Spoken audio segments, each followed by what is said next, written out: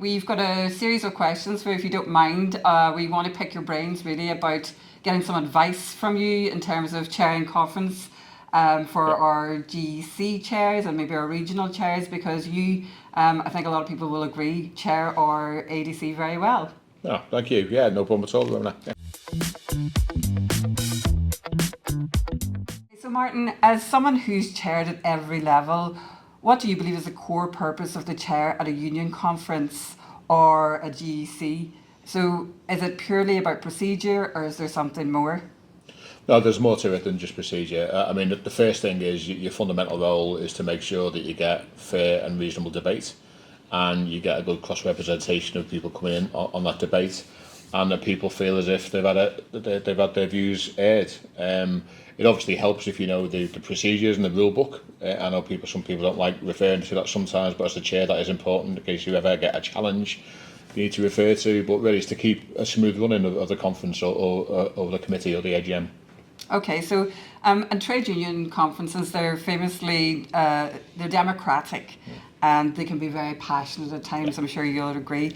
How do you balance the dual role of being neutral, a neutral facilitator, while also being an active campaigning member of the union with your own views? Yeah, I mean, I'm not there to chair the conference with my own views. I mean, obviously, I am there to make sure that the conference runs smoothly, but it's a fair and balanced and reasonable debate.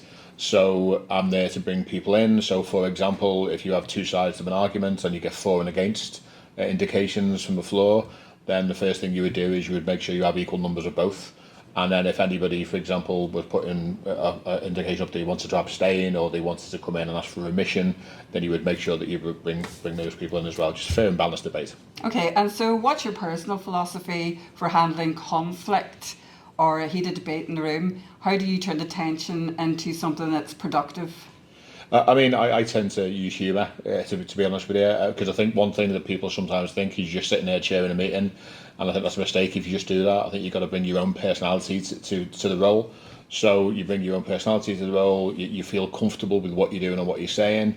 And in terms of conflict, I mean, things will get heated and things can get passionate, and there's no doubt about that. But really, the job, as long as it doesn't go over that line, cross that line, then as long as you're fair and reasonable and you make sure people stick to the time, then that is the key to it. Preparation is key, I'm sure, for especially a big event like ADC.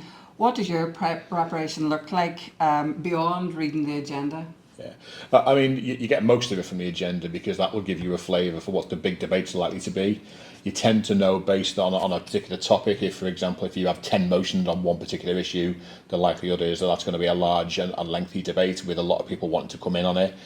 Obviously, in recent years, we've had things such as Palestine, but we've also had, the national campaign where lots of branches want to speak. So you look out for the big ticket issues and you make sure that standing orders, when they've timetabled them, that you're ready to allow as many people to come in on those debates as you possibly can. That's the key to it. But in addition to that, you should know the rules of the conference. You should know, for example, what a point of order is and what one isn't.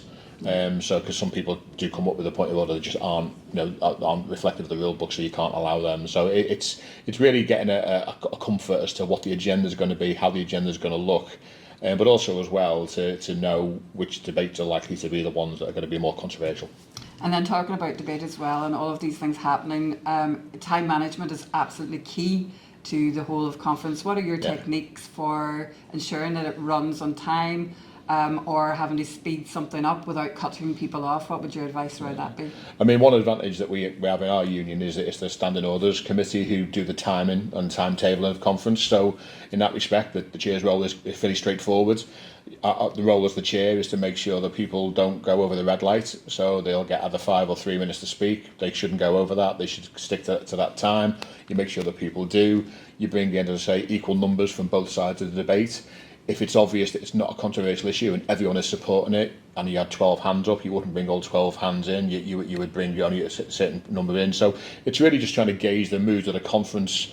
There will always be very sensitive issues in which sometimes you do, even though they're not controversial, they are very sensitive. So therefore, you perhaps would allow more speakers to come in than you normally would over an issue that people aren't going to probably want to have a big debate about. But that's just experience and knowing the audience, really knowing the delegations and what they're likely to want to speak about.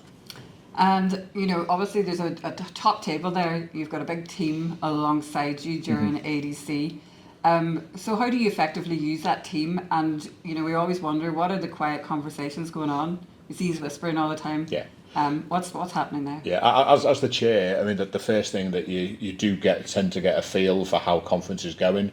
So, for example, if somebody passes a note up with a query, then obviously my job is to chair the conference, so I don't leave that seat. So I may need to speak to somebody else about passing on that query to make sure that they go and get that dealt with. Or if you notice that a debate is either going to overrun and you're close to what we call the guillotine, which means the section is about to finish, that means you run over time. We can't do anything about that. The National Standing Orders Committee, only people can. So sometimes I need to, liaise with other people on the top table, say go with the standing orders, get their advice about where we go next or what we do next. So it's things like that, really. It's all about keeping the smooth running of the conference. Say if something really unexpected happens during conference, how do you on the spot interpret that in terms of standing orders? Yeah. Well, first and foremost is don't panic. I mean, you will get sometimes a curveball thrown at you. The worst thing you can do is panic and make something up. That's not your role as the chair. You're there to actually to deal with the situation. If you know what to do next, or with that, then you just deal with it straight away. If you generally don't, or you need to check on it, then what I always try and do is make an announcement to conference about this has been brought to our attention, or this has been raised in the debate. I can't deal with it now, but we are looking into it, and we'll come back and make a statement later on. But don't panic, because actually you can come back to it. It doesn't need to be necessarily be dealt with there and then, unless it really is urgent, and then you might need to potentially to suspend or pause conference to find out. But that's highly unusual. And obviously you've chaired a lot of conferences, whether it be ADC or otherwise. I'm sure you've had lots of challenging situations. Is there any one in particular that you can remember about the challenging situation? How did you deal with it at the time, and maybe what did you learn from it? Yeah, I mean, probably the biggest challenge was last year, actually, in 2024. Sorry, last year, the year before, 2024, when I was chairing ADC for the first time. And for the first time in the union's history, we had a card vote on what we call the reference back section. So we weren't able to move standing orders and move on with business. It never happened before in the history of our union, and my chairing the first conference that happens when I'm in the chair. So how I dealt with that really is to just say not panic, look at the rule book, see what it says, take advice from people who've been around a while and have got experience of it, and really try and get a good outcome and to move things on as quickly as you possibly can, which is key. You don't want things running on too long. You don't want people waiting. You keep conference up to date, but that was probably the biggest challenge. What do we do in that situation, because it had never happened before? But I think we dealt with it well. Yeah, I mean, I think you dealt with it well. And then in terms of just ensuring that conference is inclusive, how do you manage that in terms of making sure that quieter voices are heard, maybe younger members are heard, first-time delegates? How do you manage all of that? Yeah, I mean, obviously, just by seeing a show of hands, that you can't necessarily guarantee whether or not you're going to get the equality balance right, or whether you're going to get, say, new delegates or certainly younger delegates. So you should never just assume. But to be fair, what we do quite often get is if people are first-time speakers or young delegates and they really want to come in, you quite often get tipped off in advance that they're sitting in a particular section and they want to speak on a particular issue, especially if it's something that really matters to them. And you can consider that. You don't necessarily have to bring them in, but you can consider that and try and bring them in.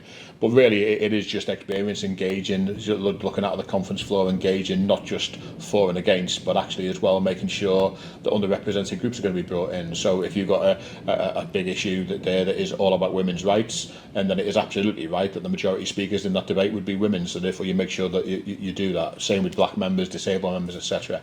So you just try and make sure that you get an equal representation from those with a particular characteristic that issue is about. But really, by being fair and making sure that you just make it reasonable. Yeah. And at ADC, the union's democracy is on display. Mm-hmm. How does that influence your language, your demeanour, and the decisions you make as chair?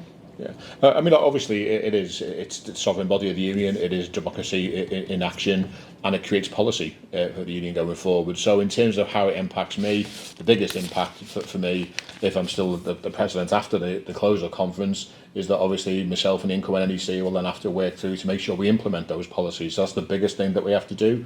But in terms of the conference itself, I tend not to get too hung up on which way a debate's gone or which way a vote's gone. It doesn't matter what my personal opinion of that vote is. It's all about the vote is being taken. We move on to the next one, and we then implement that policy later on. So I tend not to try. Well, I hope I don't allow that my personal view on motions. I never make comments on motions. I know sometimes there's a temptation that, and chairs have done in the past, speak on behalf of motions or speak after every comment. That is a no-no as far as I'm concerned. You're not there to do that. You're not there to impose your will on the conference. You're there to ensure a smooth running, and as I say, and I like to think I've always managed to do that. On to a bit of advice, I guess, for any of our members, or of the regional chairs or GEC chairs. Could you name maybe 2 or 3 pitfalls that they should avoid for their first time chairing a conference? Yeah, first one, as I say, is try not to panic and try not to be too methodical about it. You need to be well prepared. You need to be, you absolutely do. You need to be prepared. You need to be, well versed in what you're dealing with in terms of your rule book and your constitution. But you also need to bring your personality. So the first thing is be yourself. That's number 1. Number 2, don't think you can speak on behalf of every comment that's made, or there will be times when you have to make a comment. There'll be times when you have to respond to something that is either asked of you or is said. If somebody, for example, says something that they shouldn't and it's against the PCS rules, you have to remind conference of behaviours or whatever. But don't feel you need to. People, you're not there to speak to conference. Yeah. You're there to make sure they're smooth running. So that's the second thing. And probably the third thing is the preparation. Make sure that actually you understand the agenda, the order that it's meant to be in. Because sometimes mistakes can happen, and sometimes, what you don't want to do is be reading out that we're moving to the next motion, for example, if actually you're not, you're moving to the next section. So make sure you understand the agenda well and what sections are coming up next. And if you do that, then you can't really go far wrong. Thanks. And so what would the habits of the most effective chairs that you've seen, what would those habits be that those chairs possess? And then what are the small things that chairs could do that make the biggest difference? Yeah.